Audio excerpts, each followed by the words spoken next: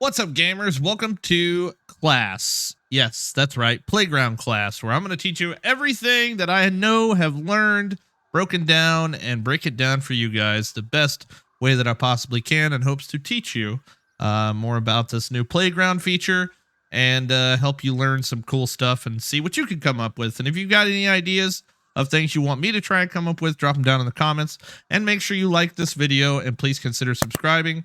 But we're going to go ahead and get into it, and I'm going to show you guys how today to make this. 1, 2, 3. There we go. And we can rinse and repeat it as well. All right, so we're working with timers mostly today.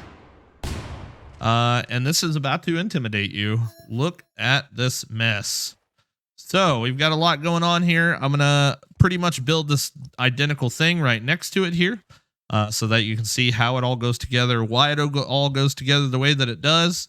And we're going to go ahead and get down to the nitty gritty of it here. So first thing we're going to do is we're going to place our button on the ground. You will notice that we have these interesting and awesome controls on the bottom right of the screen. You can snap to the ground, or you can free place it. You can tap R, E and Q to rotate, or to utilize the rotation tools.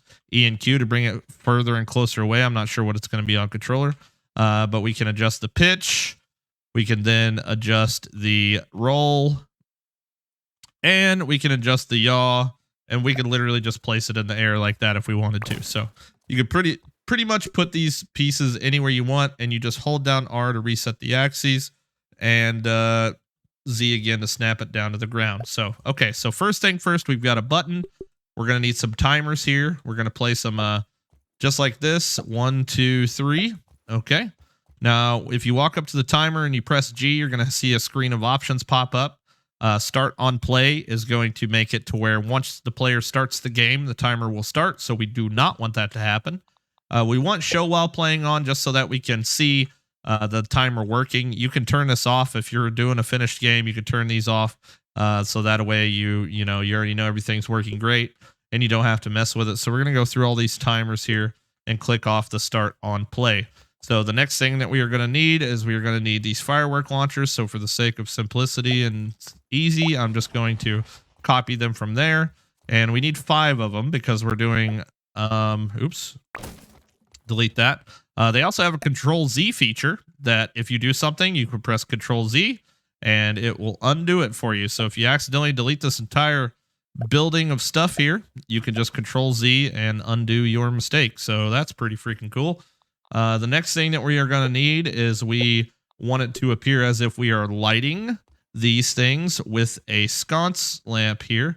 So we are going to kind of place these here like this. Bada boom, bada boom, bada boom. We just want it to appear like it. You know, they're not actually lighting it. It's just kind of a visual effect, right? You know, as you can see over here, once we activate this, you can see that, you know, it kind of turns on and it looks really cool. Okay, so back into design mode here.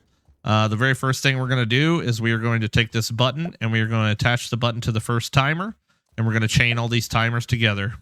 Now this is going to allow us to go button. This one's going to go 3 seconds, and that'll activate this one. That'll go 3 seconds, and that'll activate this one. That will go 3 seconds.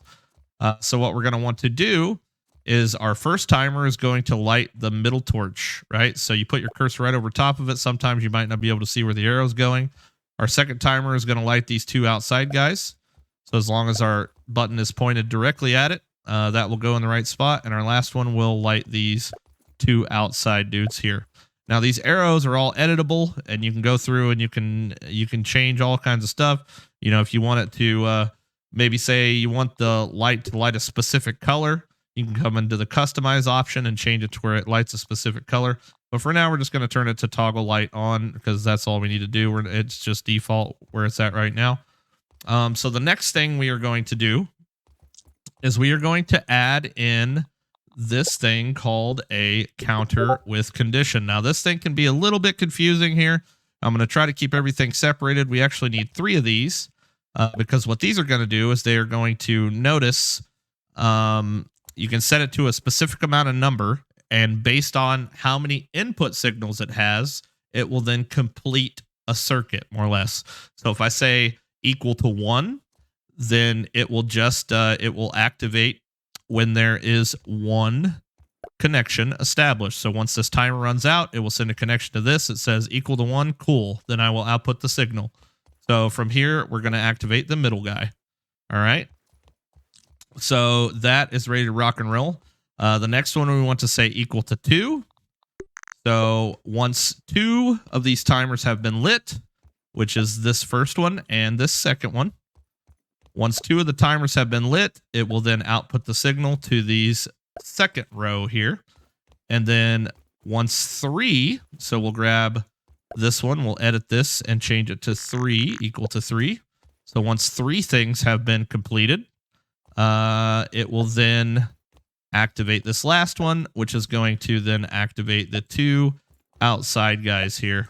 All right, so we've got that little circuit set up. It does look like an absolute mess, but more or less what's happening, we push the button, it sets this timer off. This first timer is going to activate that middle light as well as this equal to guy here. And it's going to notice that the signal is equal to 1, so it will output the signal to here. And then at that same time, this timer has now activated this one. This one's counting down. Once it's counted down, it'll notice that both of these timers are lit, which is going to do the equal to 2. I hope this isn't breaking anybody's brain too much. I'm trying to break it down and go, above and beyond here. So next thing that we have to do, so these timers are toggled on, okay? You have to turn them off after you toggle them on if you want to redo the action again here. So what we're going to need to do, number one, we're going to have a timer up here. And once all of these actions are complete, we can literally just say the third action because we know that that one, all the lights will be lit. Then we need to start this timer. This is going to be our reset timer. Okay. So we are going to turn off start on play and we're going to click on show and we'll make this one like 5 seconds so we can kind of see it happen. Right. So what this timer here specifically is going to do is going to reset everything for us. So we needed to drag this to all of the lights because the lights are going to be on and we need to shut them off. Okay. So we're going to go through each one of these and we're going to say turn light off. Okay. So once our reset timer gets done, it's going to turn these lights completely off. And then we'll be able to pretty much run it all over again.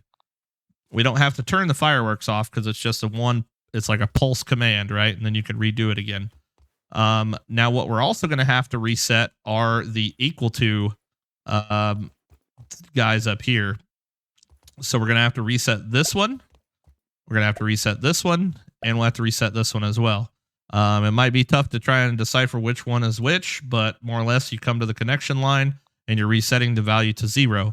Because if you do not, it will continue to add up. So you want to make sure you get those reset for sure. So that guy gets reset, and then our final dude up here, we might have to use the handy nat. The handy nat does have a first-person mode now, which is extremely convenient, especially for this. Okay, so that is reset as well. So it looks like a mess, but we're going button to timers. Timers are going to be activating the lights as well as activating these comparators up here pretty much. These counters with conditions. These counters with conditions are going to be activating the 5 fireworks, and they are also going to be activating this timer here. That equals to 3 is going to activate this timer. This timer is going to go back and turn the lights off as well as reset all 3 of these guys. And now we only have, we now have to reset these front timers. So we're going to grab the arrows and we're going to go to this timer, and this timer. And we're going to change these all to toggle or stop timer, right? Because if I don't do this, then the timers don't stop. And if you were to press the button again, you would break the little machine that we've got going on here. So essentially, this is pretty much the same thing that we've got going on over here. Now let's go ahead and run it and see if we have to troubleshoot anything, but it should work. So let's press the button. We got timer number 1. It's going to set off the middle firework.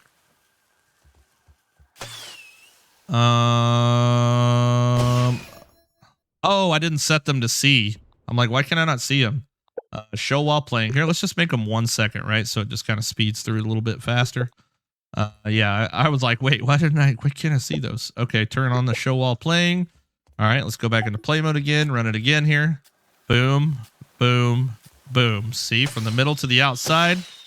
And then our timer up here is going. And that's going to reset everything. And now what we need to do, one last thing we need to do, as you can see, that timer did not reset. So what we need to do now is we need to come from this timer to this button and to say when we press the button or on button press, we reset. Hold on. No, from the button to the timer. Yes. So when we start again, it will stop that timer. So if you watch, we'll hit the button. 1, 2, 3. Okay, our timer up here has started, right? As soon as that happens, it will remain up there, right?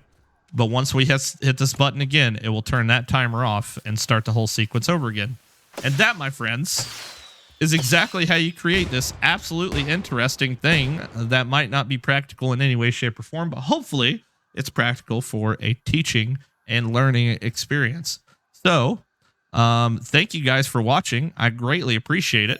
And now, if we take this guy here and put him in the middle, and we take this guy and turn him on this one, and this guy and put him on this one, we might be able to just have us a little fireworks show here.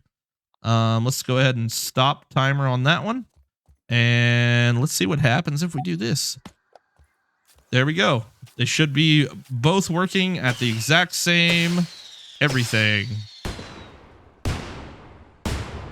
All right, guys. Thanks for watching. Make sure you like and subscribe and turn on the notification bell so you don't miss any of these other crazy cool creations that I come up with along the way. You guys have a wonderful day, and we'll see you on the next one. Peace out.